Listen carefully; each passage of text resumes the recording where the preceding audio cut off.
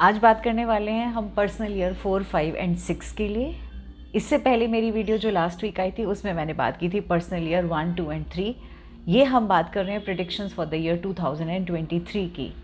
Last video में predictions थी for personal year 1, 2, 3। अब है पर्सनल ईयर 4, 5, 6। इसके बाद वाली वीडियो में आएगी 7, 8 एंड 9 की। और आपको अगर पर्सनल नंबर निकालना आता है तो वेल एंड गुड। अगर आपको लगता है नहीं, आप रेफ़र करना चाहते हैं फर्स्ट वीडियो को, तो उसका लिंक मैं डिस्क्रिप्शन बॉक्स में दे रही हूँ। आप उसे देख सकते हैं और समझ सकते हैं कि आपको पर्सनल ईयर कैसे निकालना है। हालांकि मैं बहुत जल्दी से 2 मिनट में आपको यहाँ पर भी क्विक उसका रिकैप करके बता देती हूँ। I am a mother, teacher, guide and a friend and these are my life lessons. I am doctor Niti Kaushik and welcome to my channel nitty gritty with doctor Niti Kaushik. नमस्ते, welcome to nitty gritty with doctor Niti Kaushik and thank you so much. आप सबका तहे दिल से आभार और शुक्रिया 2023 वाली वीडियो के लिए इतना सारा प्यार दिया जो आपने, उन सब चीज़ों के लिए। हाँ, आपने मुझे लगातार क्वेश्चंस पूछे हैं 4, 5, 6, 7, 8, 9 के लिए, तो मैं अब की वीडियो में 4, 5 एंड 6 को लेके आई हूँ। तो पर्सनल ईयर कैलकुलेट कैसे करना है, मैं आपको अपना एग्जाम्पल दूंगी जैसे मैंने लास्ट टाइम दिया था। डेट ऑफ बर्थ और मंथ ऑफ बर्थ लिखना है आपने। मेरी डेट ऑफ बर्थ है 21 नवंबर, तो हम नवंबर के 11 लिखेंगे क्योंकि नवंबर 11वां महीना है साल का। तो हम जौन से मंथ में आपका बर्थ हुआ है उसी की वो डेट डालेंगे। यानी अगर अगस्त में आप पैदा हुए होते तो आप 8 लिखते, जनवरी में पैदा हुए होते तो 1 लिखते। तो क्योंकि नवंबर में मैं पैदा हुई हूँ इसलिए मैंने 11 लिखा। डेट क्या है 21, तो मैंने उसके बाद उसके नीचे 21 लिखा। अब हमने कौन से साल की प्रेडिक्शन देखनी है, हमने 2023 की देखनी है, तो उसके लास्ट 2 डिजिट्स लिखे 23। वो तीसरी चीज़ आ गई। अब चौथी चीज़ क्या करनी है, मैंने जल्दी से कैलेंडर खोला 2023 का और देखा कि मेरा जन्मदिन अगले साल कौन सी डे को आ रहा है, यानी उस दिन क्या है, राइट। और वो दिन है मंगलवार, ट्यूसडे का नंबर होता है 9। अब आप सब डेज़ के नंबर पूछेंगे तो मैं वो जल्दी से आपको बता देती हूँ। संडे का नंबर है 1, मंडे का नंबर है 2, ट्यूसडे का नंबर है 9, वेडनेसडे का नंबर है 5, थर्सडे का नंबर है 3, फ्राइडे का नंबर है 6 एंड सैटरडे का नंबर है 8।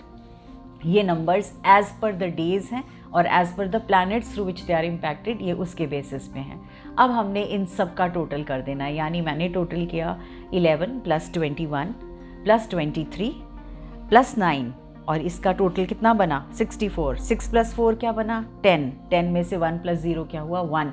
हम इसको सिंगल डिजिट पे लेके आएंगे और कैलकुलेट करेंगे। कुछ लोगों ने मुझसे क्वेश्चन पूछा था मैम 34 बन रहा है, कुछ लोगों ने मुझसे कहा मैम 40 बन रहा है। तो आप ऐसे में टोटल का सिंगल डिजिट पे लेके आएंगे। Clear, hope this is fine. और हाँ, अगर आपके पास अभी भी कैलेंडर नहीं है 2023 का, जैसे कि मेरी मम्मा ने मुझसे क्वेश्चन पूछा कि बेटा सॉरी मैं देख नहीं पाई क्योंकि मेरे पास 2023 का कैलेंडर नहीं है, तो I had to tell her कि मोबाइल में आप कैलेंडर खोलो।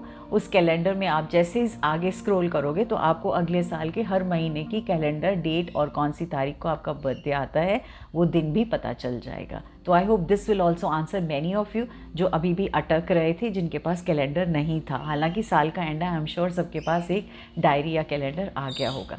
तो अब हम बात करेंगे उन लोगों की जिनका पर्सनल ईयर नंबर 4 आया है। तो अगर आपका पर्सनल ईयर नंबर 4 आया है तो सबसे पहली चीज़, इस साल आप अपने परिवार के साथ, अपनी फैमिली के साथ, अपने लव्ड वंस के साथ ज़्यादा समय बिताएंगे और ज़्यादा क्वालिटी टाइम भी बिताएंगे, साथ साथ में क्वांटिटी टाइम भी बिताएंगे। यानी आपका टाइम ज़्यादा अपनी फैमिली के साथ स्पेंड होगा।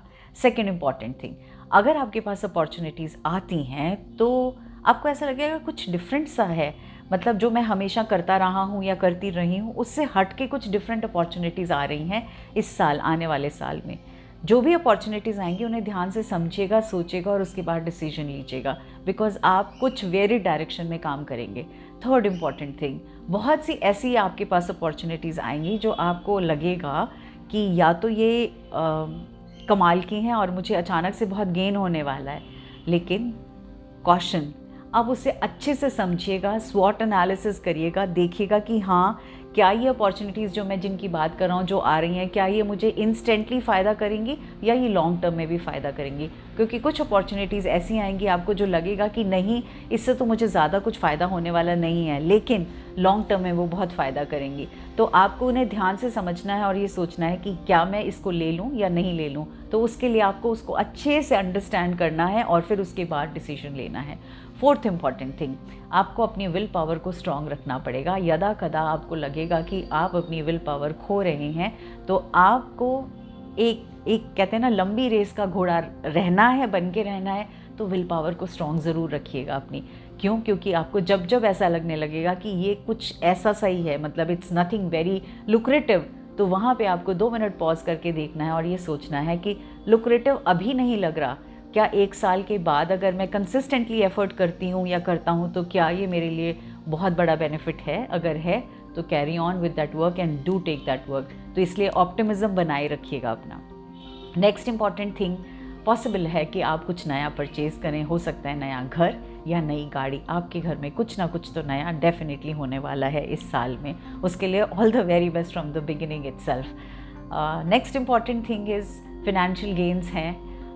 करीब मिडल ऑफ द ईयर आपको रियलाइज़ होने लगेगा कि कुछ वो चीज़ें जिनके ऊपर आपने बहुत ज़्यादा ध्यान नहीं दिया था, वो चीज़ें आपको काफ़ी कुछ दे जाएंगी। तो financial gains after middle of the year आने लाजमी हैं और अच्छे होंगे। Next important thing, very importantly, there is a possibility कि शायद इस साल आपकी शादी जो काफ़ी टाइम से आप वेट कर रहे थे नहीं हुई थी, वो होने के काफ़ी हद तक चांसेस हैं। Last but not the least, एक बहुत सिंपल और बहुत प्यारी सी एडवाइस दूंगी, आप हर रोज़ जर्नलिंग ज़रूर करिएगा। कई बार क्या होता है, हम कुछ दिमाग में एक अचानक से आपके ख्याल आएंगे, छोटे बड़े किसी भी तरह के हो सकते हैं, आपकी लाइफ से रिलेटेड हो सकते हैं, आपके प्रोफेशन से रिलेटेड हो सकते हैं, आपकी फैमिली से रिलेटेड हो सकते हैं, आपके बच्चों से रिलेटेड हो सकते हैं।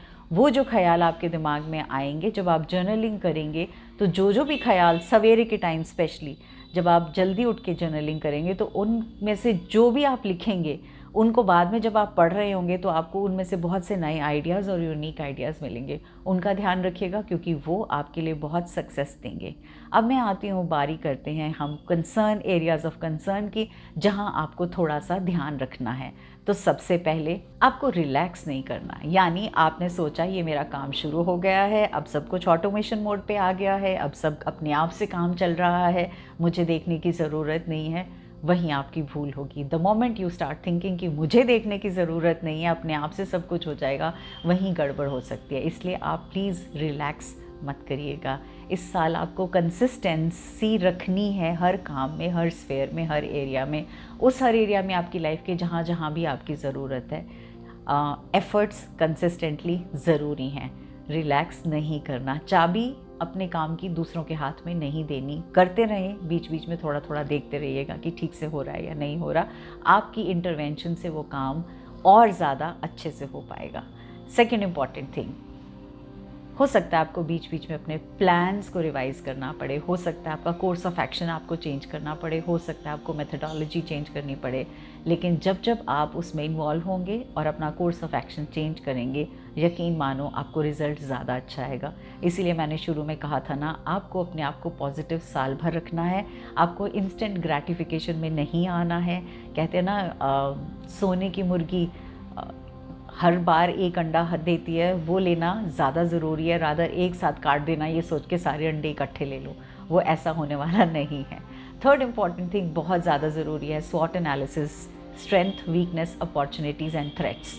इसके लिए हम जब भी कोई भी चीज़, कोई नया प्रोजेक्ट, कुछ भी काम करते हैं, तो हम उसे अगर चारों तरह से सोचें, देखें, समझें और उसके बाद डिसीजन लें, वो आपके लिए ज़्यादा फ़ायदेमंद रहेगा। अब मैं आती हूँ नंबर 5 पे। तो अगर आपका ईयर नंबर इस साल आता है नंबर 5, तो आपके लिए क्या डिफरेंट होने वाला है?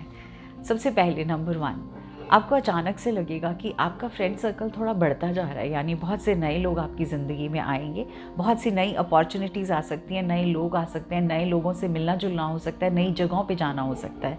सेकंड, बहुत पॉसिबल है कि आप बाहर भी जा सकते हैं, फ़ॉरेन जाने के चांसेस आपके बहुत सारे हैं। सडनली कुछ नया होगा, नए एक्सपीरियंसेस होंगे, नई जगह का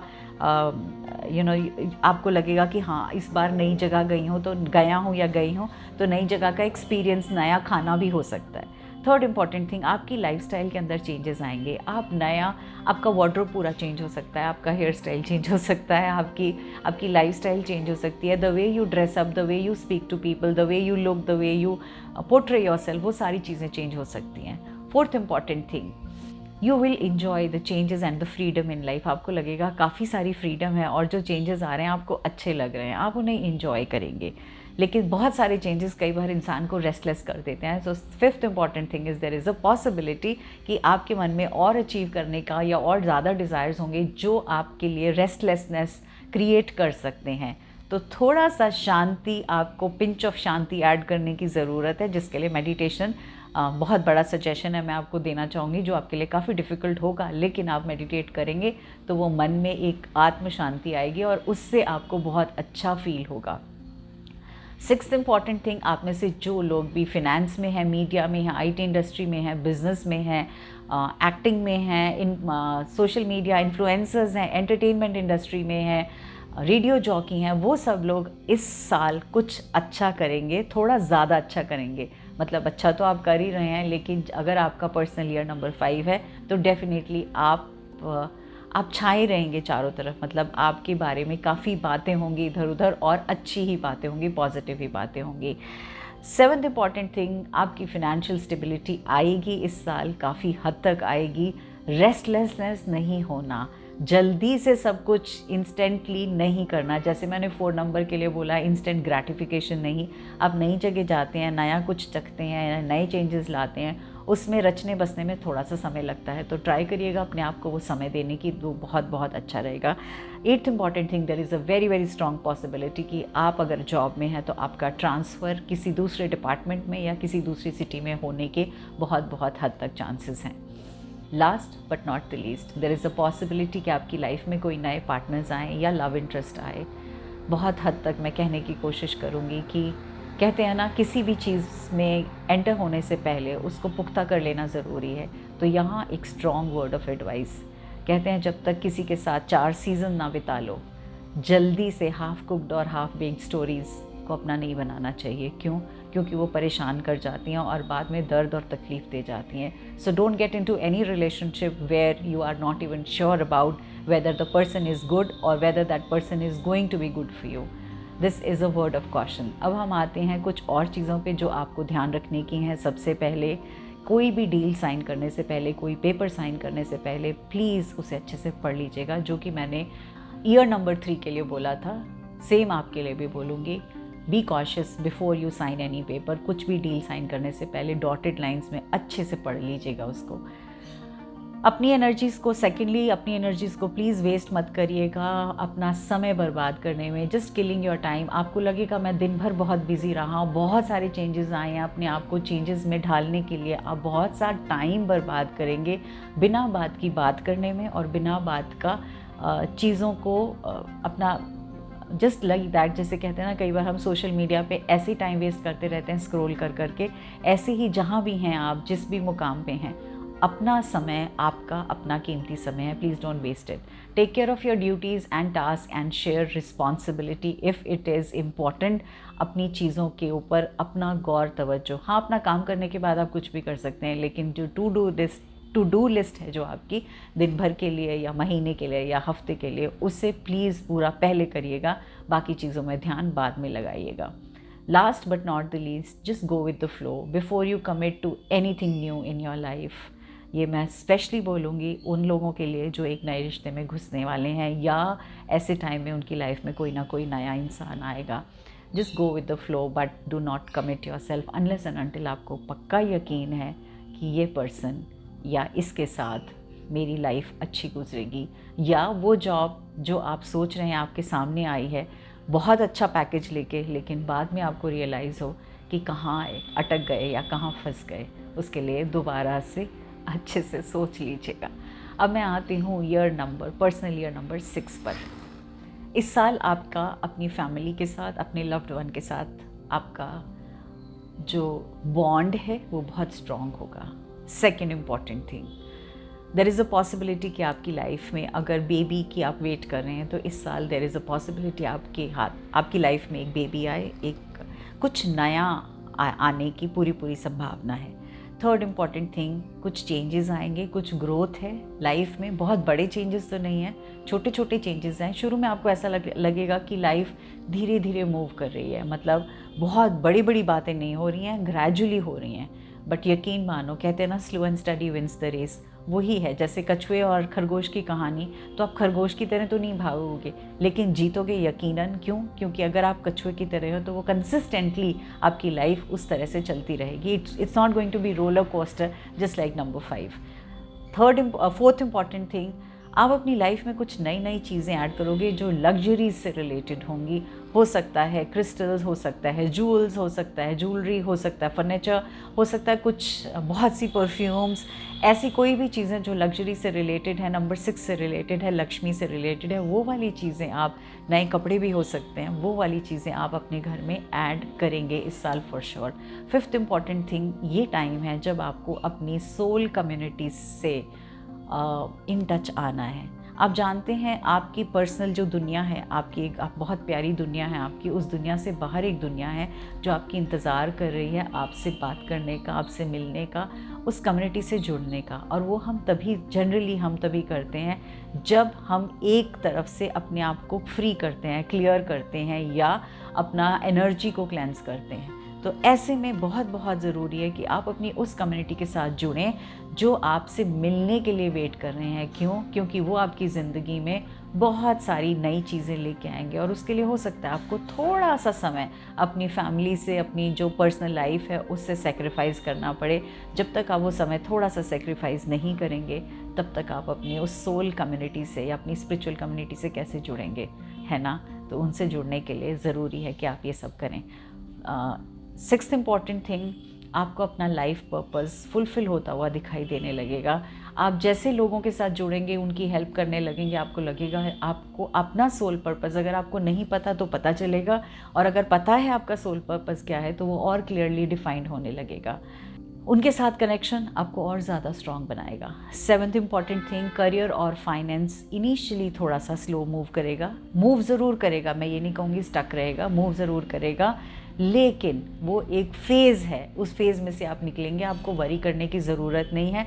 ग्रेजुअली वो आगे बढ़ता चला जाएगा, और जब आपको लगे कि हाँ मेरा वहाँ पे काम धीरे चल रहा है, या जैसा था वैसा ही चल रहा है, या it's not really taking a boost, ऐसे में अपना लाइफ पर्पस आप जब फॉलो करने लगोगे और आप अपनी कम्युनिटी से मिलने लगोगे, अपने सोल ट्राइब से मिलने लगोगे, आप उस तरह की ह्यूमैनिटेरियन टास्क में अपने आप को इन्वॉल्व करने लगोगे, तो आपको लगेगा कि गाड़ी ने स्पीड पकड़नी शुरू कर दी है। अब मैं आती हूँ आपके एरियाज़ जहाँ आपको अपना कॉशन रखना है, ध्यान रखना है। कौन से हैं वो? सबसे पहले आपको अपना हेल्थ का ध्यान रखना है, अपनी फिटनेस का ध्यान रखना है, आपको अच्छा खाना है, टाइम से सोना है, ज़्यादा सोचना या ज़्यादा विचार करने की ज़रूरत नहीं है, सब कुछ बहुत अच्छा होने वाला है आपके लिए, right. Second important thing, very very important, आपको हर रोज़ मेडिटेट करना ज़रूरी है, और आपके लिए जर्नलिंग बहुत ज़रूरी है। जैसे मैंने बोला था, आपको नए विचार आने के पूरे चांस है, आप अपनी ट्राइब के साथ जुड़ रहे हो। जब हम अपनी ट्राइब के साथ जुड़ते हैं, जब हम अपने सोल पर्पस से जुड़ते हैं, तो उससे क्या होने लगता है, हमारे सामने बहुत सारी क्लैरिटी होने लगती है। तो जब आप जर्नलिंग करेंगे तो आपको बहुत सारी और क्लैरिटी होने लगेगी कि आपने एक्चुअली इस जन्म, इस धरती पे बर्थ लिया ही क्यों है। मैं थोड़ा सा फिलोसफिकल साउंड कर रही हूँ, but this is the year when you need to touch base with your soul purpose, and it is very very important that you also take care of what is internally healing and governing you and taking you forward rather than materialistically doing it, because as number 6 generally हम लोग materialistic pleasures के साथ deal करते हैं और happy होते हैं, हालांकि ये नंबर 7 का साल है, राइट, और ये स्पिरिचुअलिटी का साइन है। और ऐसे में जो आपने लास्ट ईयर डिफरेंट बिताया है, इस साल आपके लिए बहुत ज़्यादा ज़रूरी है कि आप अपने स्पिरिचुअल पर्पस के साथ जुड़ें। So this is all about number 6, the personal year number 6। तो अगली वीडियो आएगी पर्सनल ईयर नंबर 7, 8 एंड 9 के लिए। I hope you love and enjoy this video as much as I enjoyed creating this content for you. And all the very best. I know ये ख़त्म होंगे, उसके बाद मुझसे बहुत से लोगों ने क्वेश्चन पूछा था, मैम पर्सनालिटी नंबर 6 तक आपने वीडियोस बनाई हैं, 7, 8, 9 की कहाँ हैं? डेफिनेटली आ रही हैं, ये बीच में प्रेडिक्शंस आ गई तो उसको थोड़ा सा मैंने रोक दिया। नेक्स्ट वीक जैसे ये ख़त्म होता है प्रेडिक्शंस, उसके बाद मैं पर्सनालिटी नंबर 7 पे आऊँगी। और हाँ, आप में से बहुत सारे लोग मुझसे नंबर, बर्थ नंबर से भी प्रेडिक्शंस मांग रहे हो, और बहुत सारे लोग मुझसे एज सन साइंस भी प्रेडिक्शंस मांग रहे हो। शांति रखिए थोड़ी सी, एक चीज़ को एट अ टाइम करते हैं और उसके बाद हम दूसरी लेकर आएंगे, right? So continue enjoying watching and sharing the content with others, and once again दिल से, तहे दिल से आभार और शुक्रिया आप सभी का, बहुत सारा प्यार देने के लिए और इस चैनल के साथ जुड़ने के लिए। Thank you so much. I am humbled and I am grateful.